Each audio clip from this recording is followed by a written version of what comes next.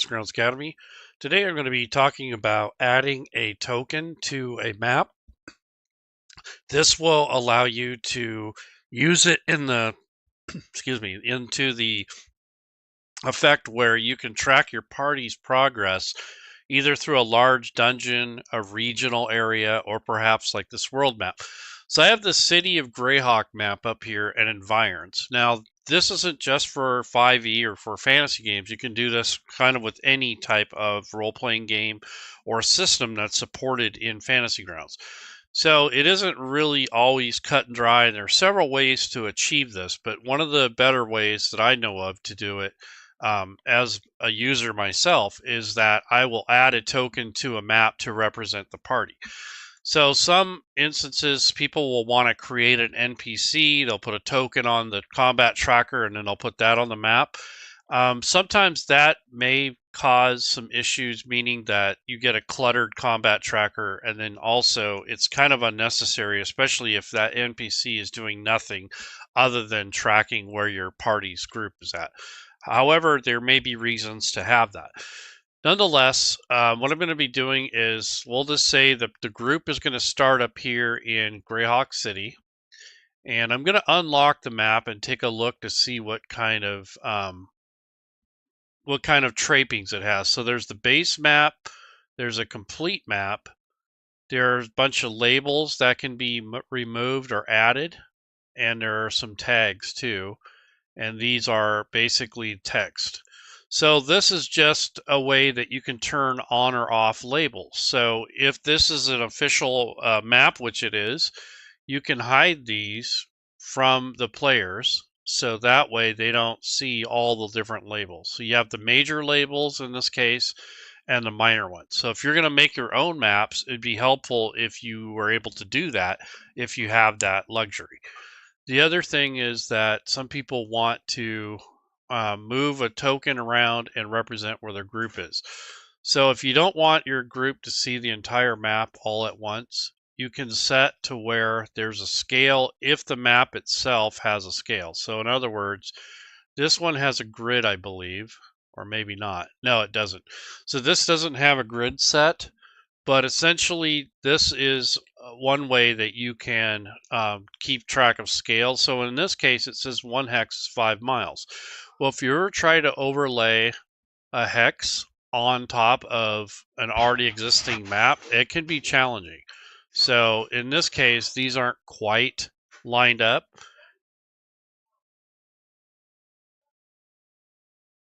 So this is going to be a challenge if you haven't done this before. And in this case, I don't think it's really that necessary to have the scale to be perfect. I mean, you can get it close, but I don't think in some cases you'll have very much success because the scale will have to be kind of fixed. So it's kind of close if you wanted to use that, but in this case, I'm not going to worry about it. But there are cases where you might want the scale to be active. So in this case, this is going to be a free floating token. We're not really tracking movement as critically as we could. So what I'm going to do is turn off the grid. And what we'll do is go into our assets. And up here on the top, you have this selection queue. So we want to click on tokens. And then from this point, you can select whatever token you want to represent your party. So in this case, here's adventuring animals, AI generated. So it just depends on what you have access to. So here's adventure pack tokens. We'll just take something like this. So we'll just pretend that we have a party token. Let's just go with the letter P. So I'm going to go to letter, and these are the letter tokens, but you can use whatever ones you want. So I'm going to take the letter P here and use that for the party. So I'm going to single left click, hold down the left mouse button, and drag it down to the hotkeys. This way you have access to it later. So if you don't feel like putting it on the map right away, you can do so if you want. I'm going to go ahead and close this assets. And at this point, let's just say your party is at Castle Greyhawk. So I can take this token, drag and drop it onto the map, And now this is a token that can be interacted with, but you do have to be on the top layer. So right now I'm in this map edit mode. So I need to go to play mode. And then from there, I can decide, where we're going to move this. Now, if you want your party or your group to be able to interact with this token, to help with that, you go into to the settings and under options, and then you come over here to where it says party vision, and that will basically give them the ability to move and interact with that token easier, and they'll all be able to see through that token. So party vision and movement, if you turn that on, that will give them access to this. So then you have a case where maybe you don't want to see the entire map. So all you would have to do in this case, if you wanted to, instead of putting line of sight on here, which could really impact performance and such, you can just use a global mask. So I'm going to click this mask button, click this enable mask, and what this will do is mask off this entire area. And then if you want to reveal certain areas, like you might left click and drag just this portion, maybe they've only know about this area. So you can do that manually. You don't necessarily have to automate it and make it more complex when needed. So this would be the area that's showing. And when you go to move the token, let's say they leave this explored area, or they're going to, you can always go back and left click and drag, and basically you can make it to where you can unveil this part of the map. So this is just something that you can do if necessary when you're playing. So if I go to mask mode and then I just trace that, you can just open that up. The other thing you can do if you wanted to hide it is to click on hide area.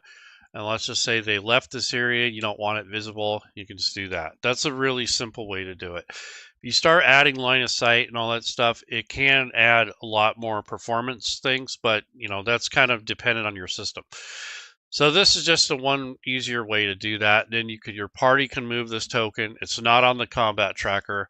And if you wanted to, like let's say, if you wanted to add light to this, just for lighting purposes, you could assign light to this token itself. Now this is all these interactions initially are GM only until you get the token on the map, until you assign the lighting. So I'm going to go to lighting, and then what I'll do is I'll go to the lighting option, and under here I'm going to go click on token light, and we'll just say torch.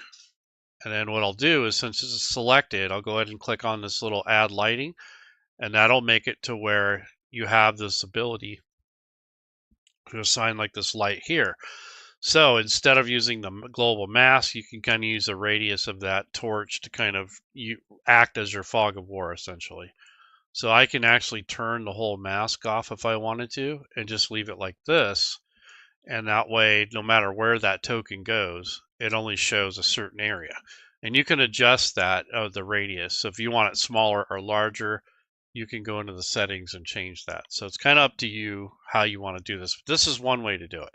There are several other ways, but I think this is a more vanilla way without using extensions or having to do anything too complex. And at this point, the players can also interact with the token. Let's say they can travel, this is 5 miles. Let's say they can travel maximum 3 hexes. So you'd establish that before you play, hopefully. And then they could just move it manually here without having to worry about, being exact.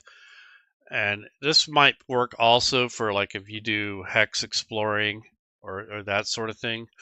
But this isn't really, a very complex setup. So anyways, I just wanted to show that. This comes up from time to time quite a bit on the last few months. So thought I'd do a shorter video for this, and hopefully that helps you. And just remember, this is not just D&D. You can use this in just about any rule set. So take care. Enjoy the rest of your week.